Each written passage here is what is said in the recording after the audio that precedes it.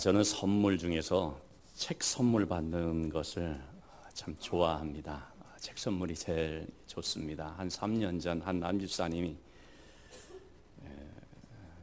선물을 하나 보내주셨는데 너무 귀한 책입니다.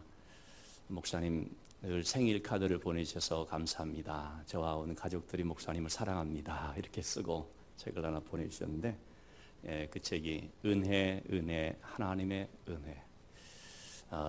예수는 역사다라고 하는 책을 쓴 리 스트로벨의 또 다른 아주 명저입니다. 제가 얼마나 이 책에 은혜를 받았는지 모릅니다. 그래서 많은 분들에게 이 책을 선물을 또 해드리기도 했습니다.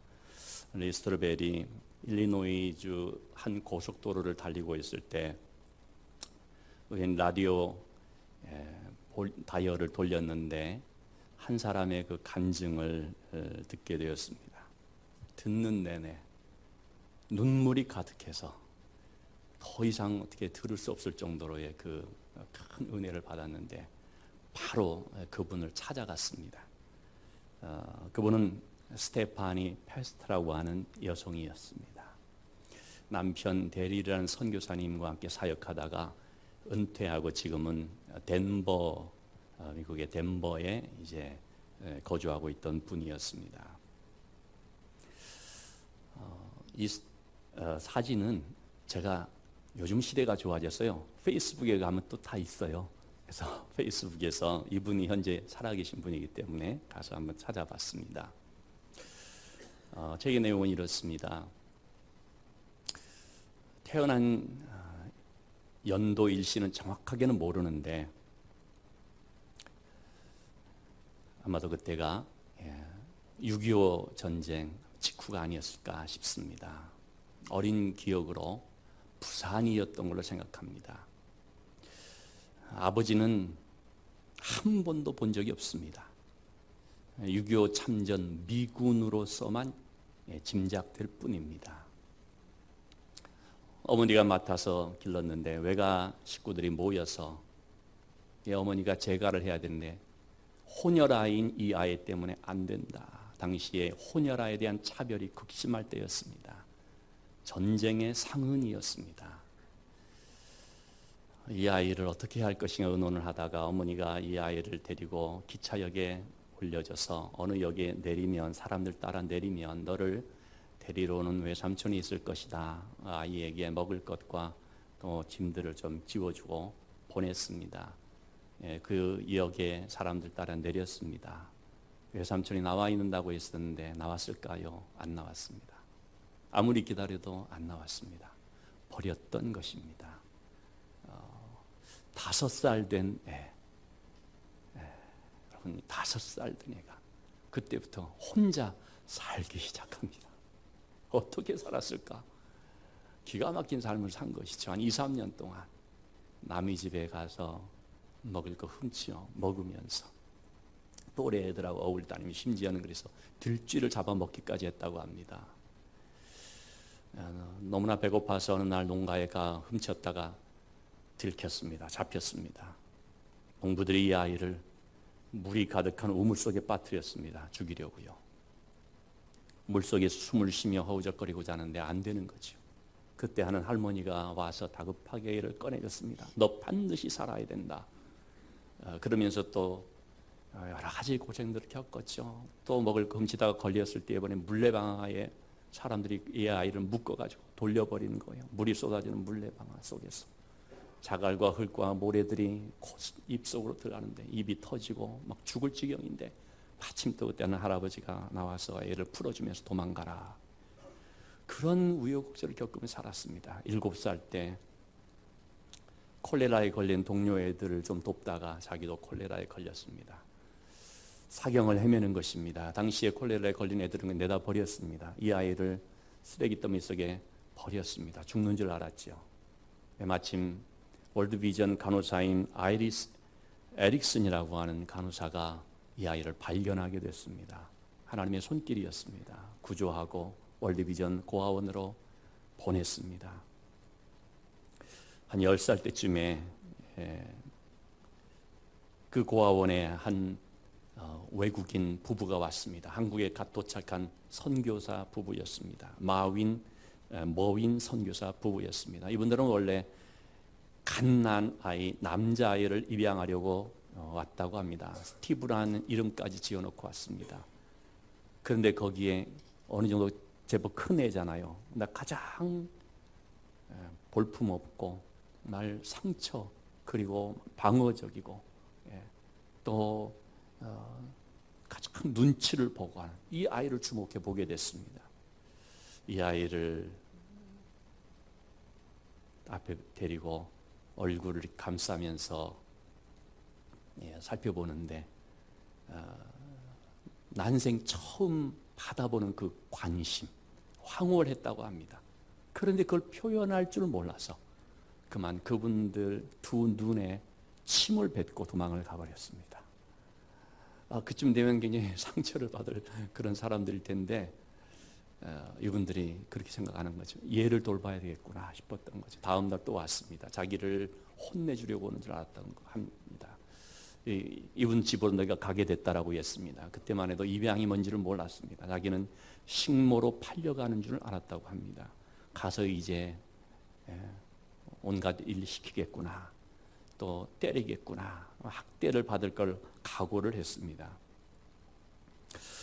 그런데 가서 몇 달 지내는데 잘 먹여주고 입혀주고 돌봐주고 일은 안 시키다는 것입니다. 이상하다.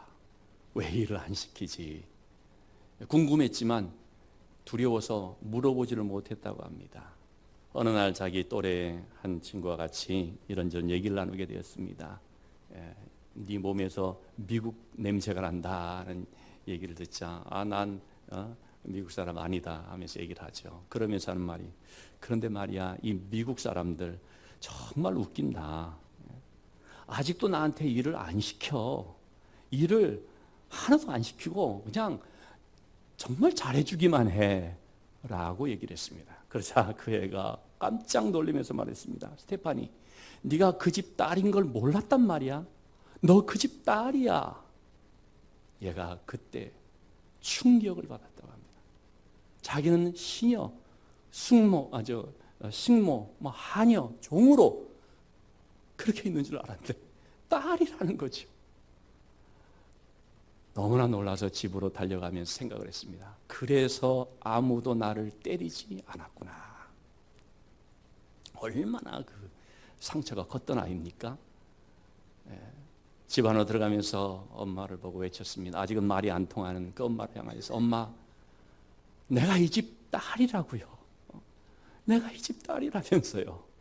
통역을 통해 그 말을 들은 이 엄마의 눈에서 주르르 눈물이 흘러내렸습니다. 리 스트로베리 인터뷰를 하면서 스테파니에게 물었습니다. 그때의 그 기분이 어땠습니까? 그러자 그가 대답을 했습니다. 여태껏 상상을 초월하는 온갖 상처 속에 살아왔었기 때문에 그때 받은 호의 이런 것을 어떻게 말로 표현을 못하겠다는 거죠. 단 한마디로 말한다면 은혜. 이 은혜라는 말 외에는 어떻게 설명할 수가 없다라는 것이죠. 그래서 제임스 베커라는 분은 하나님을 아는 지식에서 그런 표현까지 썼습니다. 입양이라는 것을 알지 못하면 하나님의 은혜를 알지 못한다. 여러분, 우리는 어떤 사람입니까? 다 입양된 사람입니다. 그걸 하나님께서는 우리를 양자 삼았다라고 했습니다. 죄의 종되었던 우리들, 하나님을 떠나 세상의 자녀, 멸망과 진노의 자녀일 수밖에 없었던 우리들을 하나님께서 자신의 자녀로 삼아주셨죠. 이게 바로 영적 입양이죠. 우리가 요셉에 대한 얘기를 보고 있습니다. 요셉의 얘기는 한마디로 은혜의 스토리입니다. 그런데 여러분, 우리는 요셉을 통하여서 요셉이라는 사람만 주목하기가 쉬운데 요셉과 더불어 또 다른 주인공들이 등장하죠. 그들이 누구냐면 요셉의 형들입니다. 요셉도 엄청난 은혜를 받았지만 요셉의 형들이 받은 은혜라는 것은 가히 놀라운 은혜입니다. 여러분이 요셉의 형들은 어떤 사람들이었습니까? 자기 동생을 종으로 팔아넘긴 그런 사람들이었습니다. 살려달라고 애걸하는 동생의 그 간절함을 외면하면서 자기들끼리 그냥 밥이나 먹고 있던 그런 형들이었습니다. 그런데요, 이렇게 부족하고 참 이렇게 자격이 없는 형들을 하나님은 종으로 삼은 것이 아니고 자기 백성, 자기 아들로 삼았습니다. 자기 자녀들로 삼았습니다. 그래서 그들이 믿음의 조상이 됐습니다. 여러분, 믿음의 조상들이요, 어떤 대단한 인격적으로 탁월하고 신앙도 뛰어나고 그런 사람들이 아니었습니다. 정말 허물 많고 어떻게 이런 사람들이 믿음의 조상이 될 수 있나라고 싶은 요셉의 형들, 그들을 하나님께서 자기의 자녀로 삼으신 것입니다. 그래서요, 이 형들이 그게 믿어지지 않았던 것입니다. 너무 그 은혜가 커서 믿어지지 않았던 것입니다. 오늘 본문의 말씀이 그 내용입니다. 제가 이렇게 쭉 헤아려 보니까 요셉에 대한 설교를 오늘 10번째 이렇게 하고 있더라고요. 10번째, 그리고 마지막입니다. 요셉 시리즈를 마칩니다. 제가 요셉에 대한 이 말씀을 구상하는 것은 지난 안식월 때였습니다. 여러 책들을 읽는 가운데 특별히 성경신학과 조직신학이라고 하는 두꺼운 신학서적이에요. 아주 일반 우리 성도님들은 봐봐야 재미도 전혀 없는 신학서적인데, 거기에 한 작은 분량의 챕터에 요셉 기사의 구속사적 의미라고 하는 부분이 있었습니다.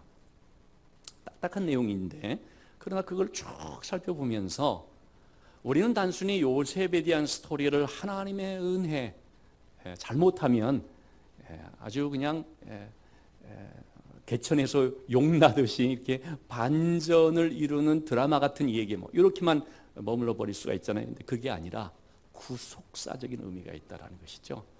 그래서 제가 요셉에 대한 내용들을 한번 파보기로 했습니다. 그래서 한 주 한 주 말씀을 준비를 해오게 되었고, 오늘 마지막 시간이 되었습니다. 완스브로우라고 하는 학자는 이런 이제 해석까지 합니다. 요셉이 애굽에 처음에 온 형들을 만났을 때 한 3일을 옥에 가두었지 않습니까? 그것은 자기를 웅덩이 구덩이에다가 빠뜨려 버린 형들에 대해 복수하는 것이었다. 또 베냐민이 왔을 때 베냐민 자루에다가 잔을 집어넣었잖아요. 그래서 형들을 곤혹스럽게 만들었잖아요. 그것은 형들을 고문하기 위한 것이었다. 이렇게 해석을 했더라고요. 말도 안 되는 얘기입니다. 신학자라고 해서 다 그걸 들을 필요는 없습니다. 새겨들어야 되는 것입니다. 자기 생각으로 그냥 얘기를 하는 거죠. 전혀 그렇지 않다라는 것을 어떻게 알 수 있습니까? 오늘 본문에서 여실히 보여주고 있습니다. 자, 오늘 본문의 말씀은 두 가지의 축으로 되어 있습니다. 먼저 불안해하는 형들, 그리고 위로하는 요셉입니다. 불안해하는 형들, 이 형들이 왜 불안했을까요? 요셉의 용서의 은혜가 안 믿어졌어. 여러분, 믿지 않으면 불안합니다. 요셉은 그런 형들을 어떻게 위로할 수 있었을까요? 하나님의 섭리를 믿었기 때문입니다. 믿으면 용서합니다. 믿으면 위로합니다. 믿으면 상처를 씻습니다. 오늘 두 대조적인 모습을 보게 됩니다. 아버지 야곱이 돌아가셨습니다. 우리 지난 시간에 제가 말씀드렸죠. 130세 때 야곱이 애굽으로 와서 17년을 살다가 147세에 이제 임종하게 됐습니다. 그러니 17년 후에 그런 벌어진 어떤, 물론 이제 쭉 연결된 것이지만 요셉과 형제들이 처음 애굽에서 만나서, 그리고 또 다시 찾아온 그 형들 앞에 내가 요셉입니다라고 자신을 밝힌 이후로 17년의 세월이 지났다고 볼 수가 있죠. 자, 이렇게 아버지가 죽자 형들이 불안해했습니다. 15절의 말씀 볼까요? 형들이 이렇게 서로 말하는 걸 볼 수 있죠. 요셉이 혹시 우리를 미워하여 우리가 그에게 행한 모든 악을 다 갚지나 않을까 두려운 것입니다. 여러분, 죄가 얼마나 그들을 지배하고 있고 그들을 고통스럽게 했는지를 여기서 볼 수가 있지요. 그래서 형들이 사람을 보내어서 요셉에게 말합니다. 16절 17절의 말씀입니다. 아버지가 살아계실 때에 돌아가시기 전에 명령하여 이르셨다. 너희는 요셉에게 말해서 내 형들이 너에게 행한 그런 악들을, 또 허물과 죄를 다 용서하라. 야곱이 이렇게 말했을까요? 아마도 많은 학자들은 형들이 이거를 아버지 야곱의 말을 빙자해서 얘기하고 있을 것이다 라고 해석들을 합니다. 왜? 야곱은 이제 없으니까. 아버지가 이렇게 말했었다 하면은 뭐 우리가 들었다고 하면은 뭐라고 하겠어요. 어쨌든 아버지의 이름을 빌어서 요셉에게 형들을 용서해라. 그런데 뭐라고 표현하냐면 당신 아버지의 하나님의 종들인 우리 죄를 이제 용서하소서. 한 혈육이 아니고요. 얼마나 먼지, 당신 아버지의 하나님의 종들인 우리 이제 용서하소서. 요셉은 이미 17년 전에 다 용서했습니다. 우리가 살펴봤었죠. 45장 5절 말씀. 형들을 두 번째 만났을 때 눈물을 터뜨리며 말하죠. 형님들, 내가 요셉입니다. 형님들이 나를 이곳에 팔았다고 근심하지 마십시오. 한탄하지 마십시오. 형님들이 나를 판 게 아니라 하나님이 나를 보낸 겁니다. 이것은 요셉이 형들을 용서하는 용서의 선언인 것입니다. 그러면 그것을 받아들여서 기쁨을 누리고 자유함을 누려야 되는 것인데, 그런데 알고 봤더니 형들이 어떤 것입니까? 이제 용서해달라. 그동안 요셉이 말한 그것은 안 믿고 있었다라는 것입니다. 그러니 여전히 불안과 괴로움, 죄의 고통 속에 살고 오고 있었던 것입니다. 요셉은 잘 몰랐던 것이죠. 요셉의 앞에서는 태연한 척 했었지만 자기들끼리는 계속적인 이 불안 속에 벌받지 않을까, 복수당하지 않을까. 요셉이 저렇게 겉으로는 웃는 것처럼 보이지만 속으로 칼을 갈고 있을지 몰라 라는 의심과 두려움, 이 속에 노예가 돼서 형들이 살고 있었던 것이죠. 자, 그런데 여러분, 이것이 바로 형들만의 문제가 아니고요, 오늘날 우리들의 모습은 아닌가 하고 살펴볼 필요가 있습니다. 하나님께서는 우리의 모든 죄를 예수 그리스도의 십자가에 다 담당시키셨습니다. 여러분, 예수님께서 우리의 죄 중에서 혹은 여러 사람들 중에서 혹시 누구는 빼놓고, 어떤 죄는 빼놓고, 그리고 나머지 것들만 담당하셨습니까? 그거 아닙니다. 다 이루셨다. 다 갚았다라는 것입니다. 한 사람도 빠지지 않고, 그 사람의 모든 죄 하나도 빠지지 않고 다 담당했다. 그래서 하나님은 다 용서한다라고 선포하는 것입니다. 왜? 값을 다 지불했기 때문에. 그런데 우리가 주일마다 교회 나와서 또는 예배 드릴 때 이렇게 말한다면, 하나님, 이제 저를 용서해 주세요. 아니, 이미 갈보리 십자가에서 다 용서했는데, 근데도 아닙니다, 하나님. 그건 못 믿겠고요. 이제 저를 용서해 주세요. 간절히 기도하오니 이제 저를 용서해 주세요 라고 한다면, 여러분, 그거 겉으로 보면 야, 저분 정말 믿음 좋다 라고 보일지 모르지만 믿음 좋은 겁니까? 믿음 안 좋은 것이지. 여러분, 이 점을 분명히 우리가 알아야 됩니다. 근본적인 죄를 하나님께서 우리를 다 용서해 주셨습니다. 아니, 그럼 목사님 주일마다 와서 회개 기도 드리는 건 뭡니까? 하나님께서 우리의 모든 죄를 용서해 주시기 때문에 지난 한 일주일의 삶 속에서도 우리의 부족한 것이 있다면 하나님 앞에 자복함으로 다시 한번 그 용서의 은혜와 확신을 갖고 우리가 자유함을 얻게 되는 것입니다. 근본적인 하나님의 용서는 이미 끝나신 것을 여러분 믿으시기 바랍니다. 그래서 이제 용서해 주십시오가 아닙니다. 용서해 주신 하나님의 은혜 앞에 믿음으로 살겠습니다 고백하고, 그 용서의 은혜를 찬양하며 감사하며 전하며 살겠습니다라고 우리가 해야 되는 것이죠. 여러분, 그러한 형들의 모습을 보았을 때 요셉이 어떠했을까요? 자, 다시 한번 17절의 말씀을 한번 보시면 요셉이 그들이 그에게 하는 말을 들을 때에 어떻게 해요? 울었더라. 울었더라.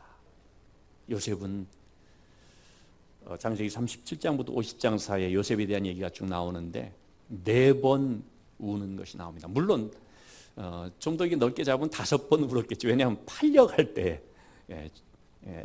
애굽에 팔려갈 때 막 그냥 울면서 애걸하고 했겠지만 요셉이 애굽에 와서 총리가 된 후에 4번을 웁니다. 첫 번째는 형들이 애굽에 곡식사러 왔을 때 그들을 일단 가두거든요. 그럴 때 형들이 뭐라고 말합니까?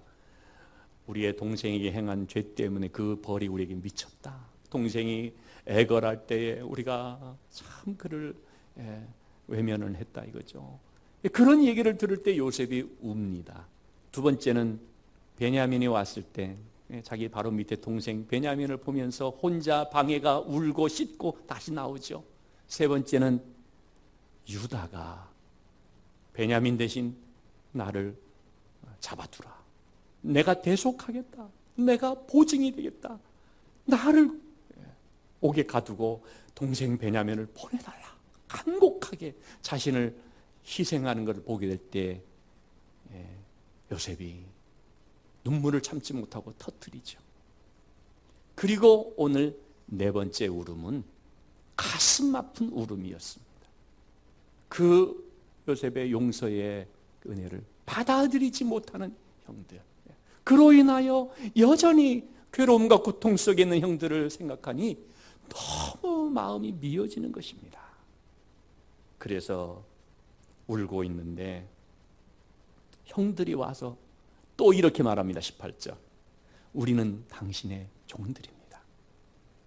여러분, 형들은 아무리 지위, 고와 신분의 어떤 차이가 있다 할지라도 형들은 형들 아닙니까? 가족은 가족 아닙니까? 요셉에게 우리가 형들이다, 우리가 형제다 이렇게 말하는 것이 정상이잖아요. 그런데 이들은 뭐라고 말합니까? 당신의 종들입니다.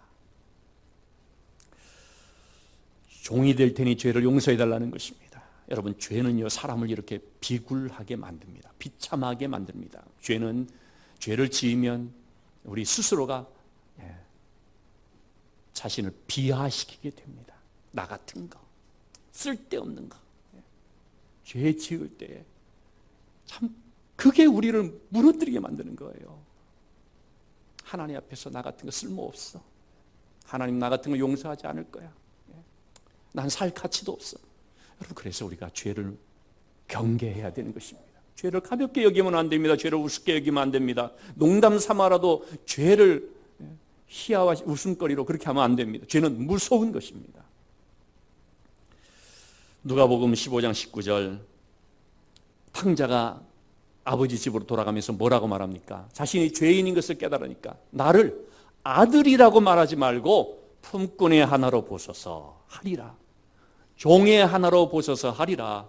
아들인데 아들이 아니라 종으로 전락하는 것입니다. 주님은 우리의 모든 죄를 다 담당하시고 하나님 우리의 모든 죄를 용서하셨기 때문에요. 여러분, 우리가 그 하나님의 용서의 은혜를 영접하기만 하면 우리는 어떻게 됩니까? 하나님의 자녀가 되는 것입니다. 영접하는 자 곧 그 이름을 믿는 자들에게는 하나님의 자녀가 되는 권세를 주셨으니 자녀의 은혜가 우리에게 주어지는 것입니다. 자녀는 어떤 존재입니까? 두려워하지 않습니다. 불안하지 않습니다. 아버지 눈치 보지 않습니다. 편안한 것입니다. 그러나 종들은 어떻습니까? 눈치 봅니다. 불안합니다. 처벌받을까 봐, 혹은 뭐 어떤 실수 때문에 쫓겨날까 봐. 이게 바로 종의 모습인 것입니다. 요셉의 형들은 종의 마인드를 가져버린 것입니다. 자, 여러분, 이러한 생각을 갖게 되면 어떤 잘못된 왜곡된 신앙을 갖게 될까요? 인과응보적인 그런 마인드를 갖게 됩니다. 그래서 내가 뭔가 조금 일이 안 돼도 하나님께 벌 받는다.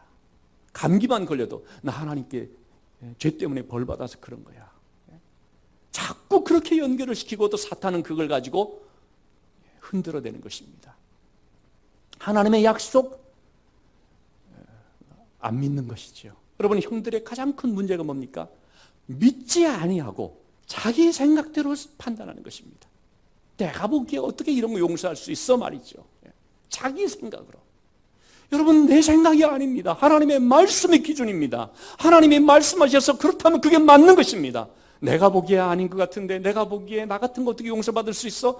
여러분, 그게 맞는 게 아닙니다. 하나님이 다 용서했다, 거기에 내가 포함이 되는 것입니다. 그래서 우리 십자가의 은혜를 나에게 주시는 말씀으로 믿고 내 것으로 삼으면 되는 것입니다.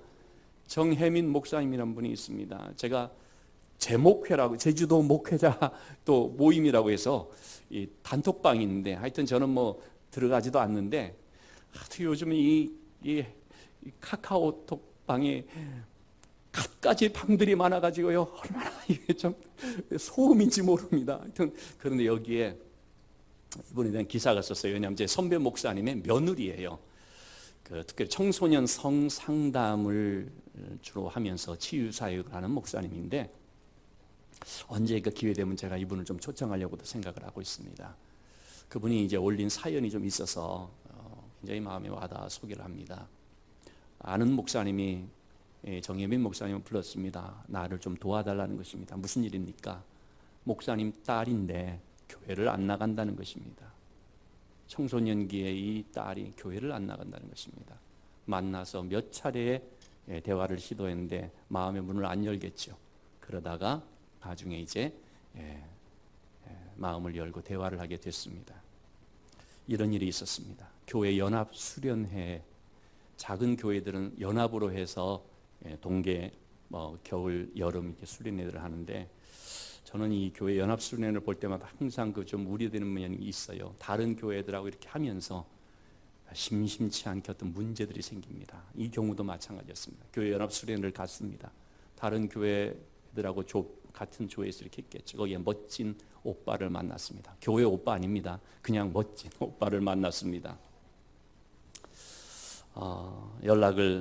연락처를 이제 주고받고, 그리고 연락을 하다가 자연스럽게 사귀게 됐습니다. 성관계를 갖게 됐습니다. 어떻게 하겠습니까? 결과가 어떨까요? 뻔하죠. 서로 상처만 아는 채 헤어졌습니다. 이때부터 이 아이의 고민이 깊어졌습니다. 죄책감에 자신이 너무나 미웠습니다.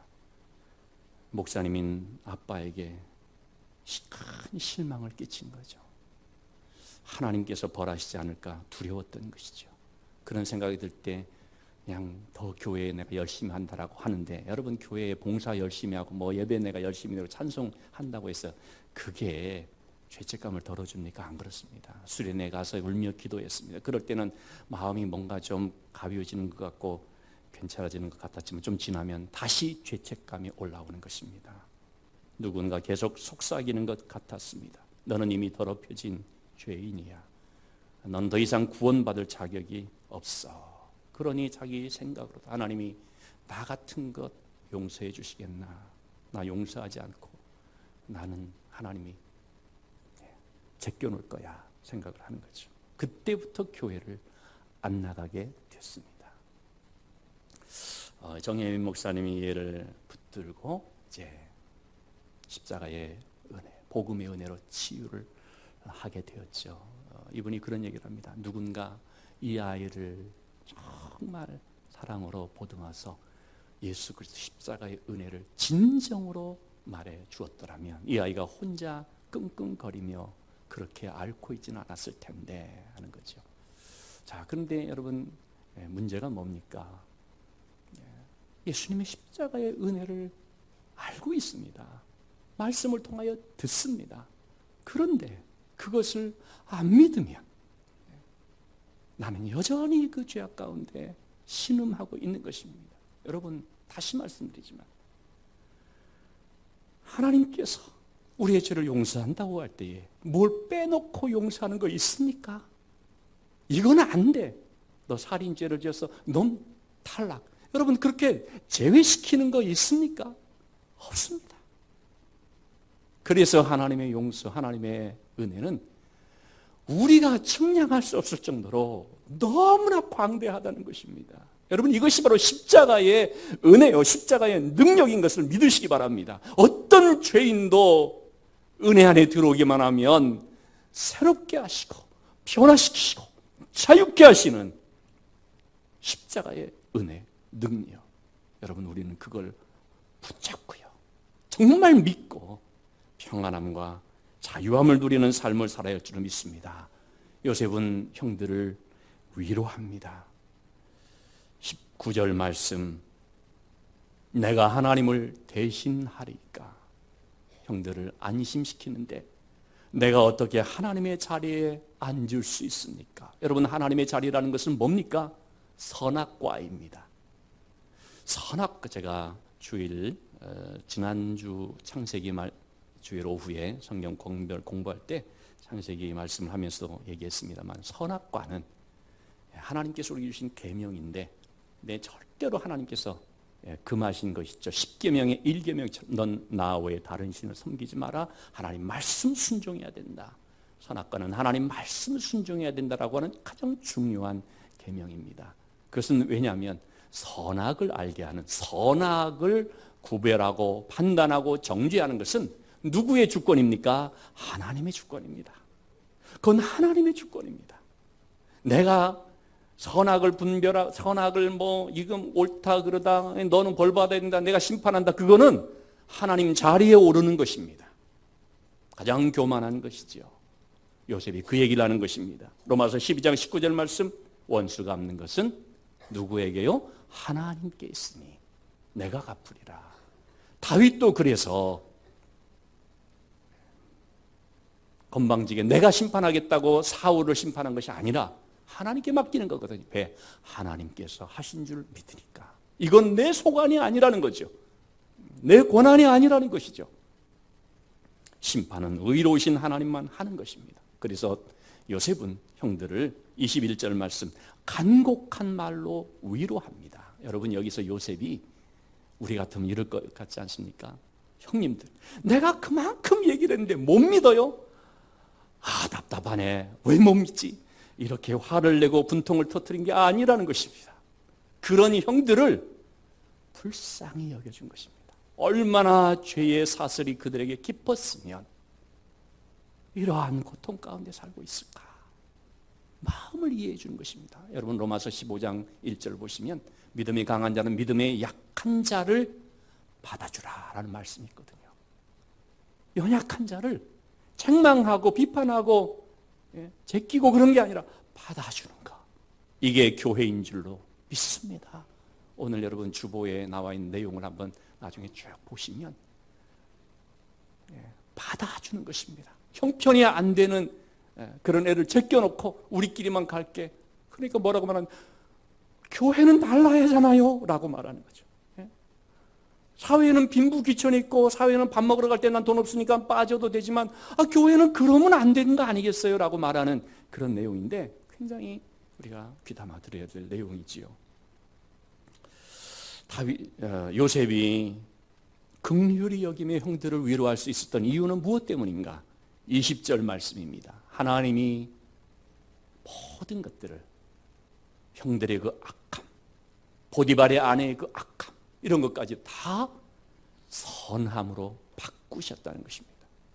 요셉은 하나님이 하신 모든 것들을 볼 때에 이거 하나님의 섭리로구나 깨달으니까 이렇게 형들을 위로할 수가 있었던 것입니다. 그런 눈으로 자기 인생을 바라보았을 때 하나님은 좋으신 하나님, 우리에게 향하신 여호와의 인자하심, 하나님은 좋으신 하나님. 해밀턴이라는 학자는 이렇게 표현을 했습니다. 요셉의 이런 진정한 용서와 위로가 가능했던 것은 그가 인격적으로 워낙 훌륭해서가 아니라 자기의 인생 속에서 하나님이 주관하시는 이 사건들의 본질을 꿰뚫어 보았기 때문이다.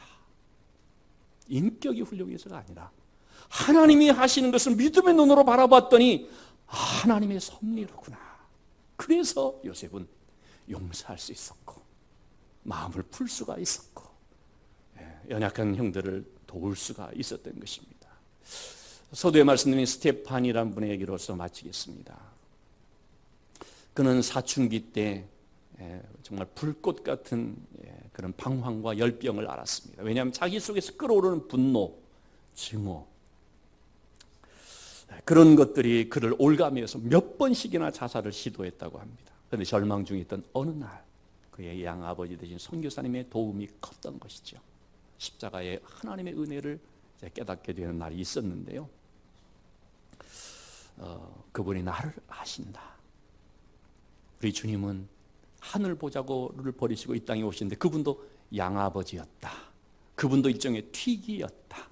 그분도 태어나면서부터 지푸라기를 덮었고 나처럼 쫓겨다녔고 학대를 당하였고 죽이려고 하는 많은 사람들이 있었고 그 주님을 이렇게 보게 되니까 이분이 나를 아시겠구나. 딴 사람은 나를 몰라도 나의 외로움, 나의 이런 모든 순환들, 나의 그런 절망, 나의 두려움, 나의 수치 다 아시겠구나 하니까 눈물이 터지는 것이죠. 그 전까지는 자기는 그렇게 생각했다는 거예요. 하나님이 사람들을 사랑한다고 할 때 나 빼고 모든 사람들을 사랑한 줄 알았다는 것입니다. 자기는 제외된 줄 알았다는 것이죠. 왜? 나는 형편없고 나는 더러워졌고 나는 분노로 가득한 자고 나는 정말 많은 사람들 또 아프게 한 자고 이러한 것들 때문에 그런 생각을 했었는데 하나님이 나를 사랑한다 그런 생각이 드니까 자신에게 상처를 준 사람들이 용서가 되더랍니다. 특별히 자기를 낳아준 친부모님에 대해서 한 번도 그 후로 만난 적 없지만 용서하게 되고 기도할 수가 있게 되었다라고 하는 것입니다. 그가 이런 놀라운 말을 합니다. 제 삶에 없었더라면 좋을 뻔한 일은 하나도 없었습니다. 제 삶에 일어난 모든 것이 저를 주님께로 인도했기 때문입니다. 여러분 요셉의 고백도 이런 거 아니겠습니까? 요셉은 자기 인생을 돌아볼 때 이런 거 없었으면 어떻게 했을까? 내가 팔려가지 않았더라면, 내가 감옥에 가지 않았더라면. 그런데 보니까 그런 모든 것들이 다 합력하여 선이 되었다라고 하는 것입니다. 그걸 통하여 요셉이 많은 사람들을 섬길 수 있는 그런 자리에 있게 되어졌다라고 하는 것입니다.